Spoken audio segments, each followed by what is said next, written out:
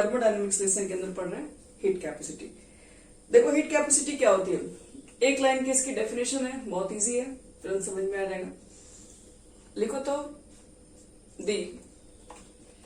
The heat required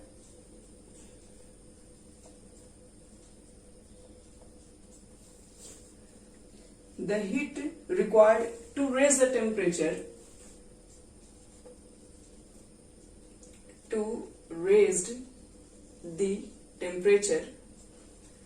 the heat required to raise the temperature of a substance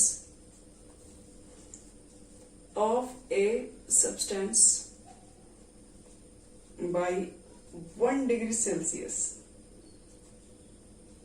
is called heat capacity.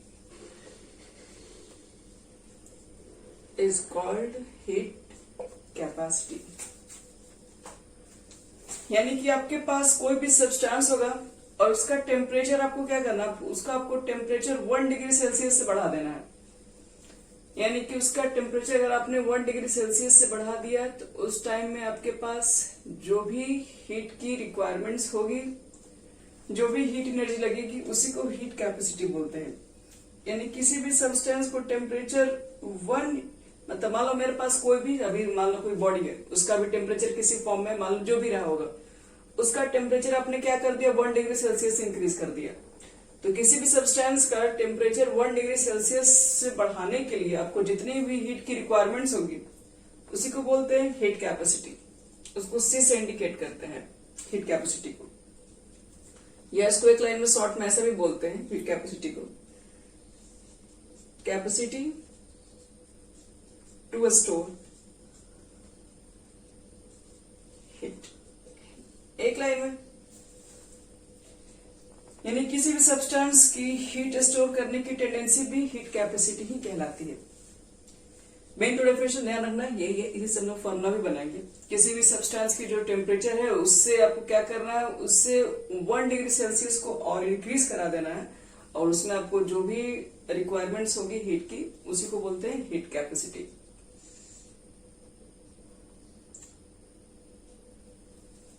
तो चलो यहाँ पर एक example लेके समझते हैं कि हीट कैपेसिटी क्या होती है।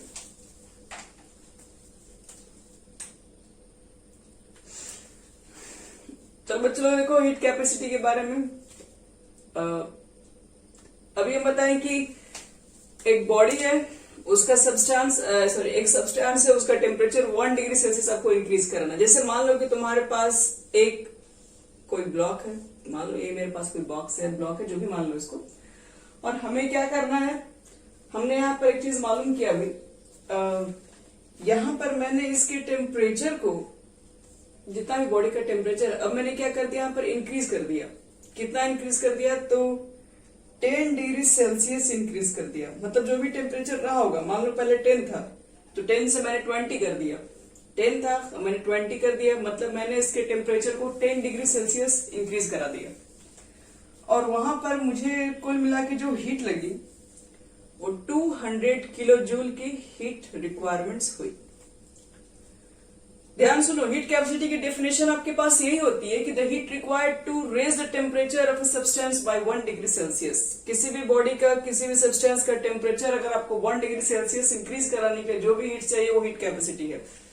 तो मान लो कि मेरे पास एक ब्लॉक है, ठीक है, और मैंने क्या किया कि इसके टेम्परेचर को 10 डिग्री सेल्सियस से इंक्रीज करा दिया, और वहां पर मुझे जो भी हीट की रिक्वायरमेंट्स हुई वो 200 किलो जूल की हुई है। तो आपसे देखो मेरा क्वेश्चन क्या है यहाँ पर है, मेरा क्वेश्चन ये है कि इसकी हीट कैपेसिटी कितनी है इस बॉडी की। क्या 200 किलो जूल बोलेंगे हम लोग? नहीं बोल सकते हैं, क्योंकि 200 किलो जूल जो होगा, और यहाँ पर हीट कैपेसिटी की जो डेफिनेशन कहा जा रहा है वो सिर्फ 1 डिग्री सेल्सियस इंक्रीज कराने में लगने वाले हीट को बोलते हैं। यहाँ तो आपने क्या कर दिया, 10 डिग्री सेल्सियस टेम्परेचर को इंक्रीज कराया हुआ है। तो इसको हम लोग कैसे कहते हैं, हम लोग बोल सकते हैं कि 10 डिग्री सेल्सियस किसी बॉडी की टेम्परेचर को इंक्रीज कराने में लगने वाले जो आपके पास हीट थे वो 200 किलो जूल थे। 10 डिग्री सेल्सियस टेम्परेचर इंक्रीज कराने के लिए जो हीट हमको चाहिए वो 200 किलो जूल था।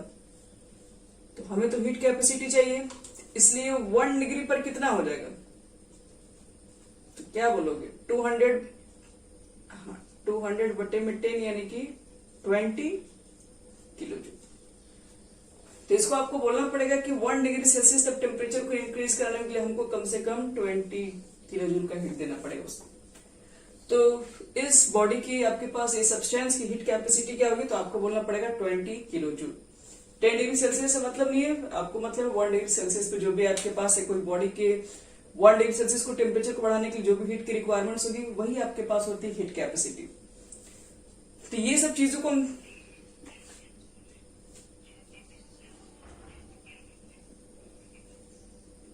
हाँ, लेकिन डेफिनेशन सेल्सियस में तो आपको सेल्सियस में ही लाना पड़ेगा, और वो तो हमें पता है ना डिग्री सेल्सियस से केल्विन में कैसे जाएंगे, ये सब चीजें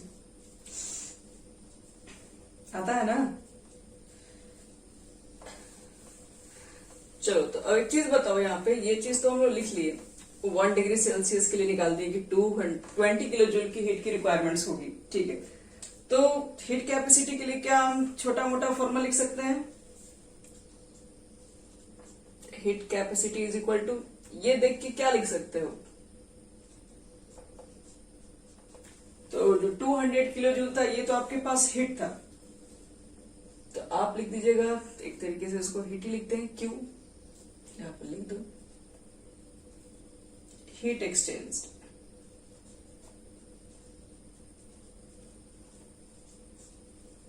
और बटे में क्या लिखेंगे हम लोग, तो चेंज इन टेम्परेचर,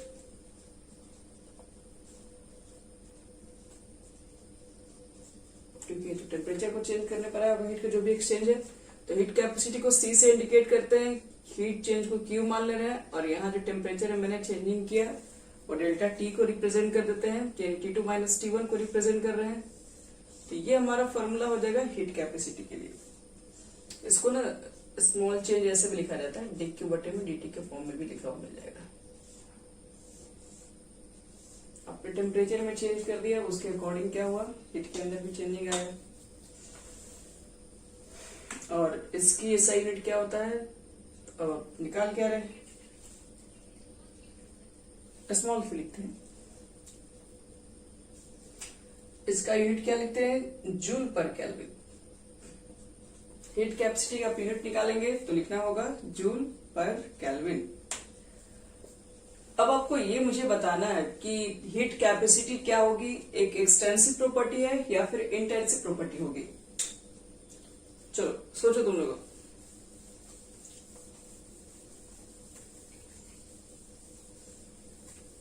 एक्सटेंसिव कुछ रीजन है मालूम कि एक्सटेंसिव क्यों होगा,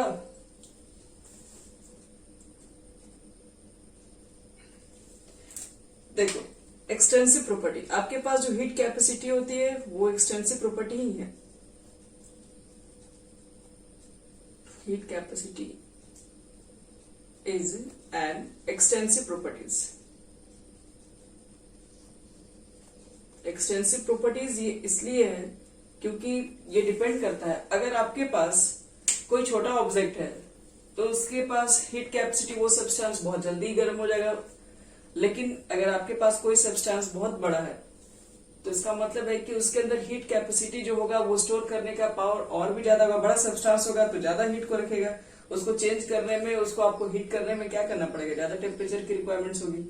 यानी कि आप 1 डिग्री सेल्सियस को टेम्परेचर को इंक्रीज कराओगे तो हो सकता है वहां पर ज्यादा आपको हीट लग जाएगा, अगर सब्सटेंस बहुत बड़ा होगा तो यही चीजें कह रही है कि ये आपके पास जो हीट कैपेसिटी होती है, जो केवल हीट स्टोर के ऊपर बात करते हैं, वो साइज फैक्टर पर भी डिपेंड करता है।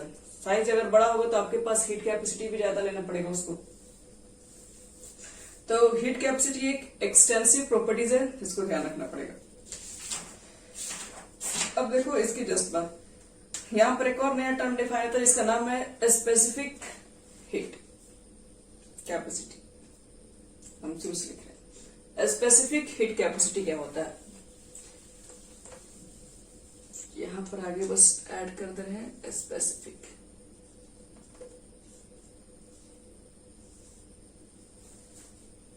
चलो इसकी डेफिनेशन क्या लिखेंगे हम लोग, तो ये तो शॉर्टकट डेफिनेशन है, heat capacity per unit mass, बस हम लोग इसको बोलते हैं हीट कैपेसिटी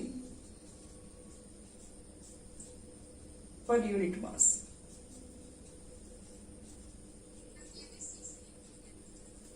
बता रहे हैं, सीएम्स लिखते हैं। Heat capacity per unit mass is called heat capacity, specific heat capacity.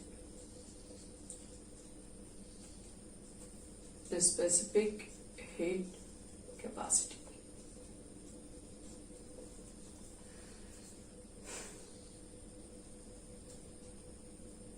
यानी कि आपके पास हीट कैपेसिटी तो ये रहेगा ही रहेगा, और यहां पर यूनिट मास से डिवाइड भी करना है, तो इसको हम लोग क्या करते हैं, एस से डिनोट करते हैं।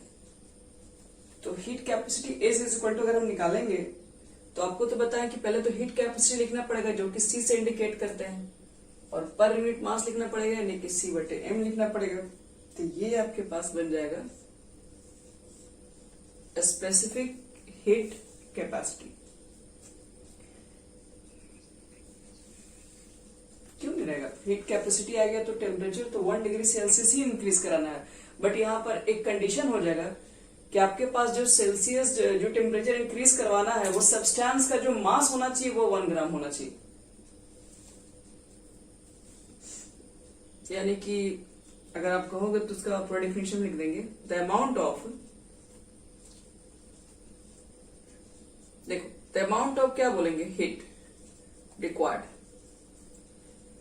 जो हमें हीट की रिक्वायरमेंट्स होगी to raise the temperature,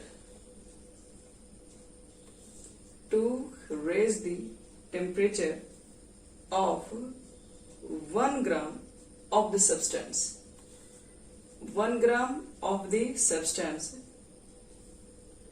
through 1 degree Celsius, through 1 degree Celsius।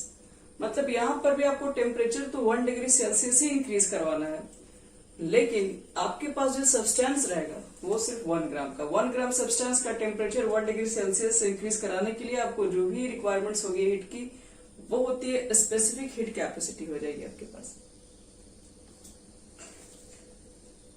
और स्पेसिफिक हीट कैपेसिटी किस तरह की प्रॉपर्टी होगी, एक्सटेंसिव या इंटेंसिव।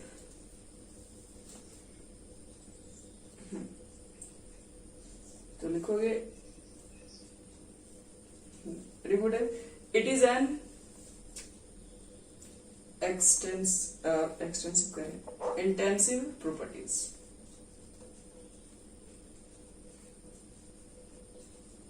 ये एक इंटेंसिव प्रॉपर्टीज को शो कर रहा होगा। और इसकी अगर मुझे लिखना होगा एसआई यूनिट तो क्या लिखोगे बोलो, SI unit of specific heat capacity कितना होना चाहिए। तो सी के बारे में तो हम जानते ही हैं, जूल किलो केल्विन इनवर्स, और नीचे आपके पास मास है और मास भी 1 ग्राम है, तो क्या लिख दोगे, ग्राम इनवर्स लिख देना। चलो ये हो गया हमारे पास हीट कैपेसिटी के साथ स्पेसिफिक हीट कैपेसिटी। एक और हीट कैपेसिटी होती है, इसका नाम है मोलर हीट कैपेसिटी, इसको मिटा रहे हैं।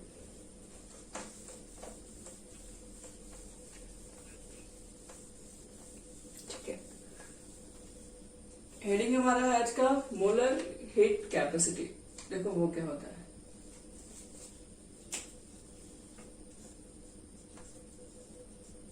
मोलर हीट कैपेसिटी, इसको इंडिकेट करते हैं सीएम से। देखो बच्चों मोलर हीट कैपेसिटी क्या है, तो बस फिर से वही definition, heat capacity per unit mole. एक लाइन का तो पहला डेफिनेशन आपको लिखना पड़ेगा, heat capacity per unit mole.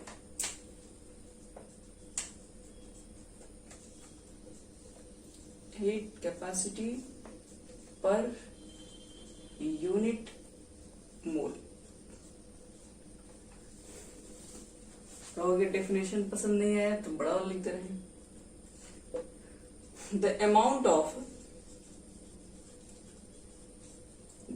Of heat required, the amount of heat required to raise the temperature,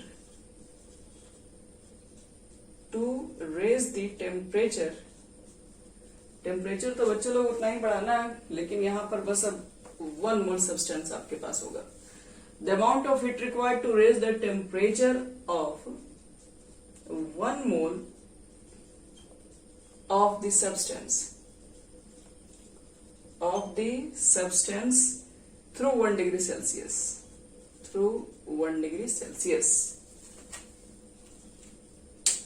यानी कि हमारे पास करना क्या यहां पर होगा, यानी आपके पास एक सब्सटेंस है और जो कि आपके पास 1 मोल है और उसके टेम्परेचर को इंक्रीज कराना है। और कितना इंक्रीज कराना है, तो सिर्फ 1 डिग्री सेल्सियस, 1 मोल सब्सटेंस के टेम्परेचर को 1 डिग्री सेल्सियस से इंक्रीज कराने के लिए आपको जो भी रिक्वायरमेंट्स होगी हीट की, उसको बोलते हैं मोलर हीट कैपेसिटी। देखो नाम में ही सब कुछ छुपा हुआ है। मोलर है तो 1 मोल है, स्पेसिफिक है तो आपके पास मास के ऊपर कहा जाता है, मास भी कितना, तो 1 ग्राम। और ये सब ना होकर अगर सिर्फ और सिर्फ हमारे पास हीट कैपेसिटी है तो वहां पर हम लोग सिर्फ हीट के बारे में बात करेंगे और 1 डिग्री सेल्सियस के टेम्परेचर को इंक्रीज कराने की बात करेंगे। तो लिखते हैं इसके लिए फॉर्मूला क्या लिखेंगे हम लोग, इसका तो शॉर्ट में सीएम से इंडिकेट करते हैं। देखो सीएम इज इक्वल टू लिखेंगे तो हीट कैपेसिटी, जिसको सी से क्या substance through 1 degree Celsius.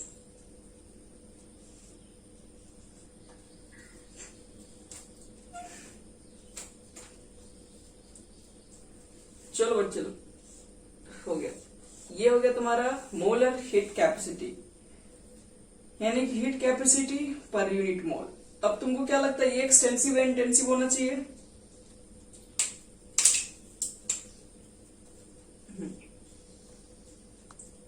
It is an intensive property, it is an intensive properties, ये एक इंटेंसिव प्रॉपर्टीज है। चलो अब इसके थोड़े टाइप्स भी हैं, types of molar heat capacity. तो मिटा रहे बच्चे लोग ऊपर से,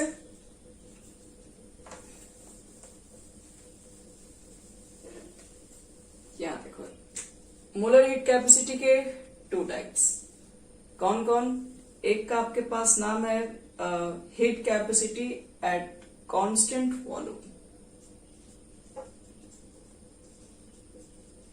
heat capacity at constant volume, और जिसको शॉर्ट में इंडिकेट करते हैं सीवी से। और एक आपके पास होता है heat capacity at constant pressure, eight constant pressure, जिसको इंडिकेट किया जाता है आपके पास है सीपी से। यानी मोलर हीट कैपेसिटी जो होती है वो 2 टाइप्स होती है, एक सीपी होती है और एक सीबी होती है। सीपी को क्या बोलते हैं, सीपी का मतलब होता है heat capacity at constant pressure, और एक को हम लोग बोलते हैं heat capacity at constant volume. तो ये types of molar heat capacity है। तो हम लोग इस चीज को पढ़ चुके हैं। अच्छा आप लोग एंथैल्पी की यूनिट याद रखे हो, एंथैल्पी को हम क्या लिखते हैं, एंथैल्पी एक तरीके का हीट कंटेंट होता है। तो जूल तो होना ही चाहिए, किलो जूल, लेकिन याद रखना वो सब डिफाइन होता है पर मोल के लिए डिफाइन होता है। एंथैल्पी हो गया, आप तो इंटरनल पढ़ते हैं, ये सब जितनी एनर्जी होती है वो पर मोल के लिए डिफाइन होता है, मतलब 1 मोल पे काम करता है।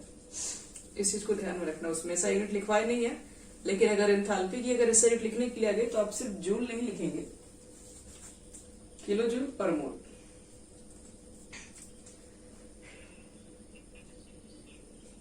हाँ सीएम से इंडिकेट करते हैं।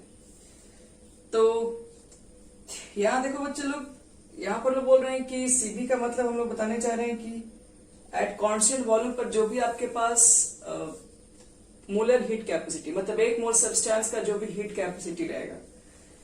लेकिन इसके बारे में तो हम लोग ऑलरेडी जानते हैं सीबी के बारे में।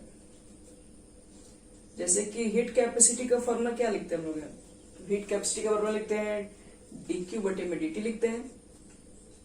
तो यहां पर देखो ध्यान से, हम लोग इस चीज के बारे में जानते हैं कि अगर आपके पास वॉल्यूम अगर कांस्टेंट है तो वहां पर जो भी हीट कैपेसिटी होती है एक बॉडी के अंदर वो इक्वल होता है, किसके इक्वल होता है, तो चेंज इन इंटरनल एनर्जी, यानी कि शॉर्ट में इसको हम लोग डेल्टा यू कह सकते हैं। यही हम लोग को बताया गया है कि हीट कैपेसिटी जो भी एक बॉडी की होती है, हीट कैपेसिटी का मतलब जो एनर्जी होती है एट कांस्टेंट वॉल्यूम पर, अगर वॉल्यूम कांस्टेंट कर दिया जाए और एक बॉडी के पास जितनी टाइप की एनर्जी होती है उसको बोलते हैं इंटरनल एनर्जी आपके पास। और एट कांस्टेंट वॉल्यूम पर जो भी आपके पास हीट कैपेसिटी होती है उसको सीवी से भी इंडिकेट करते हैं। तो सीवी इज इक्वल टू, याद रखना क्या होता है, तो चेंज इन इंटरनल एनर्जी। ये कब होगा, एट कांस्टेंट वॉल्यूम के कंडीशन पर होता है। तो यानी कि सीबी इज इक्वल टू, अगर हम फॉर्मूला अगर लिखने चाहें तो डेल्टा यू बटे में डेल्टा टी लिखा जा सकता है।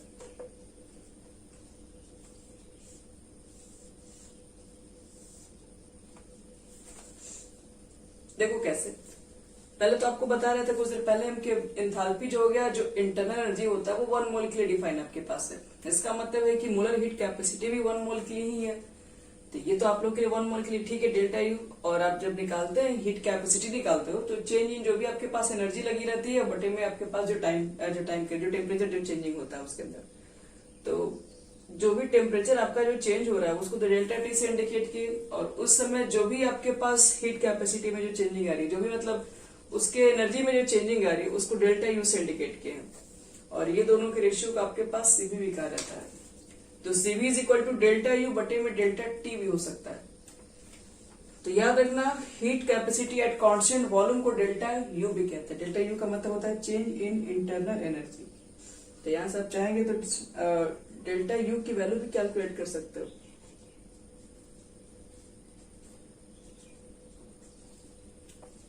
और ये तो 1 मोल के लिए हुआ ना, अगर n मोल के लिए कैलकुलेट करना है तो क्या बताए थे, n से मल्टीप्लाई कर देंगे।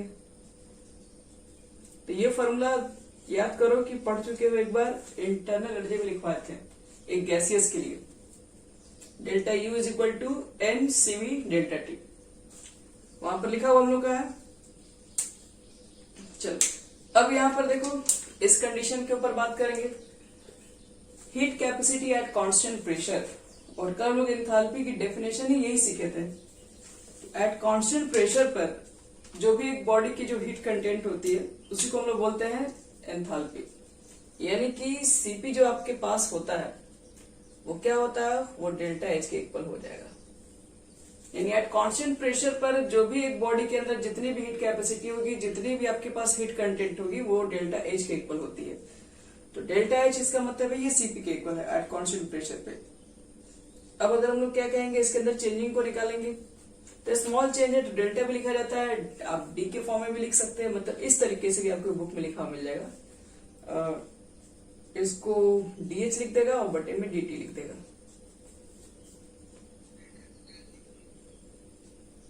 क्या बोलिए, ये सीपी है, सीपी, क्योंकि डेल्टा एच का देखिए ये किसके लिए भी तो हीट कैपेसिटी ही बता रहा है, ठीक है, 1 मोल के लिए। तो ये हीट कैपेसिटी है और डेल्टा एच भी आपके पास हीट कंटेंट ही होता है, लेकिन ये सीपी डिफाइंड होता है एट कांस्टेंट प्रेशर पे। और डेल्टा एच भी हम लोग पढ़ चुके हैं कि डेफिनेशन स्टार्टिंग में कर पढ़े थे कि जो आपके पास heat content at constant pressure पर होती है उसी को डेल्टा एच कहते हैं। तो सीपी और डेल्टा एच ये दोनों का रिलेशन चेक किया जाए तो 90% से तो दोनों आपस में इक्वल ही है। तब लोग बताए थे कि 90% के केसेस में हम लोग वही फॉर्मूला ही यूज करते हैं, कांस्टेंट प्रेशर पर जो भी एक हीट कंटेंट होती है। तो ये भी देखो तो वही चीज तो आ रहा है, हीट कैपेसिटी बता रहा है, कांस्टेंट प्रेशर के ऊपर क्या आ रहा है, वह भी वही चीज बता रहा है। तो दोनों वैल्यू तो आपस में से भी बता रहा होगा, तो इसलिए हम लोग इसको सीपी से भी इंडिकेट करते हैं। और सीपी की वैल्यू निकालोगे तो हम लोग फॉर्मूला जैसे हीट कैपेसिटी के लिए लिखते थे क्यू बटे में यहाँ पे डेल्टा टी लिखते थे, तो यही पर यहाँ पर जो चेंज इन एंथैल्पी हो गया तो डीएच लिखोगे या डेल्टा एच लिखोगे बटे में डेल्टा टी, ऐसे भी लिख सकते हो, डेल्टा के फॉर्म में भी लिखा जा सकता है।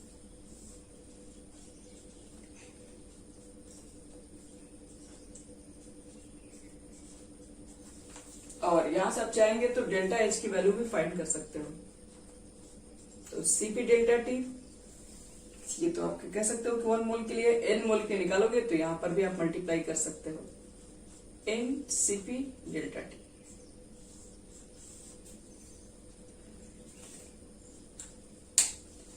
ध्यान में रखना इसके ऊपर हीट चेंज जो हो रहा है आपको चेक करना पड़ता है, पहले एट कांस्टेंट प्रेशर पर हो रहा है या कांस्टेंट वॉल्यूम पे हो रहा है। कांस्टेंट प्रेशर पर अगर कह दिया क्वेश्चन में हीट कैपेसिटी, मान लो कि डायरेक्टली क्वेश्चन में डेल्टा एच एंथैल्पी ना लिख के डायरेक्ट ऐसे ही बोल दिया, हीट कैपेसिटी दिया कांस्टेंट प्रेशर पे इतना, तो वो डेल्टा एच की भी वैल्यू है, सीपी की भी वैल्यू है आपके पास है। सीपी और सीपी में हम लोग रिलेशन पढ़ेंगे, बट उससे पहले थोड़ा बहुत हम लोग पढ़ेंगे हीट के बारे में, हीट क्या होती है। हीट कैपेसिटी पढ़ लिए, अब चलो नया टर्म आ गया फिर से वापस, हीट क्या होती है। अब हीट्स के बाद फिर हम लोग क्या करेंगे, वर्क भी पढ़ेंगे यहीं पर, दोनों चीजें। चलो उसको मिटा रहे हैं।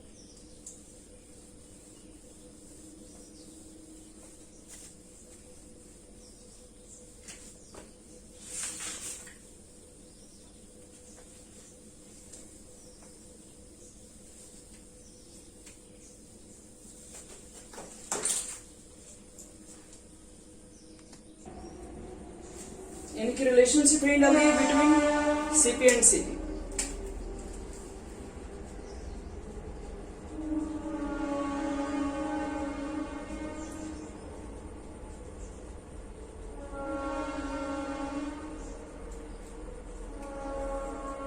चलो सीपी एंड सीपी में क्या रिलेशन है, आओ देख ले रहे। तो देखिए एक चीज, सिंस सीपी के बारे में बता दिया, सीपी को हम लोग बोलते हैं डीएच बटे में डीटी बोलते हैं, यानी heat capacity at constant pressure is equal to the क्या होता है, चेंज इन एंथैल्पी। और सीवी के बारे में बता चुके हैं, सीवी को हम लिख सकते हैं, आप लिख दीजिएगा heat capacity at constant pressure.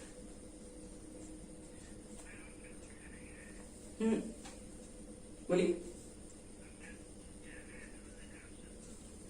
Okay okay, ठीक है ठीक। देखो बच्चे लोग, सीवी की वैल्यू क्या लिखोगे तुम लोग, तो सीवी की वैल्यू चेंज, एक मिनट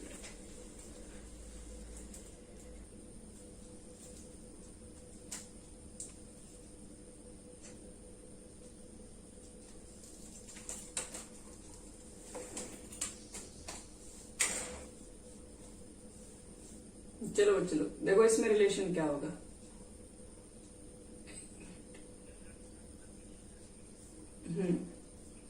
हाँ हाँ सब हो गया।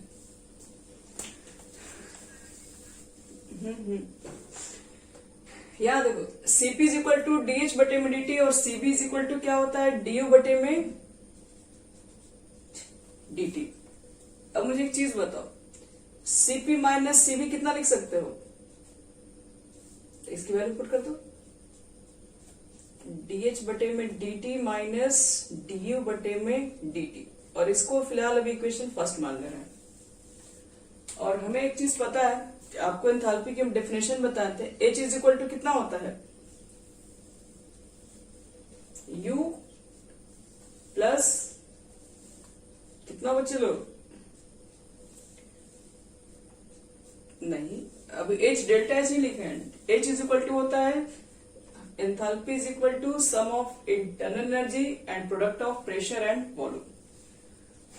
और एक काम करते हैं हम लोग, पीवी की जगह पर देखो तो क्या लिख सकते हैं, 1 मोल के लिए लिखना है तो पीवी की जगह पर हम आरटी तो यूज कर ही सकते हैं, सिंस लिख देंगे PV is equal to RT for 1 mole. 1 mole के लिए तो PV is equal to RT लिखा ही जा सकता है। अब इसको समझो ऐसे, अब मैं क्या कर दे रही हूं, इसी को डिफ्रेंशिएट कर दे रही हूं। डिफ्रेंशिएट का नाम सुने हो, इसको डिफ्रेंशिएट का मतलब स्मॉल चेंज करने जा रहे हैं, तो यहां लिखो डिफ्रेंशिएट कर दे रहे हैं with respect to T, both side. T यहां टेम्परेचर नहीं है, टेम्परेचर टाइम नहीं है, बोथ साइड। तो यहां पर लिख सकते हैं डीएच बटे में डीटी, यहां पर लिख सकते हो डीयू बटे में डीटी, और बताओ तो यहां पर कितना लिख सकते हो इसके जगह पर, क्योंकि यहाँ पर dt dt कैंसिल हो जाएगा। अब जब डिफरेंशिएट करने जाओगे तो dt बटे में dt लिखोगे, dt कट जाएगा तो सिर्फ कितना बचेगा। तो आप बताओ तो इसमें dh बटे में dt, इसको इधर लेके जाएंगे, minus du by dt is equal to R नहीं हो गया, dh बटे में dt और माइनस du बटे में dt इज इक्वल टू क्या हो गया, तो कैपिटल आर हो गया। तो हम क्या कर सकते हैं, हमें तो यही चाहिए था, सीबी और सीबी में रिलेशन चाहिए था। तो CP minus CB is equal to delta H, मतलब D H by D T minus D U by D T है, और इसकी वैल्यू मेरे पास आर है। तो सीपी और सीबी में रिलेशन भी हमारा फाइंड हो गया।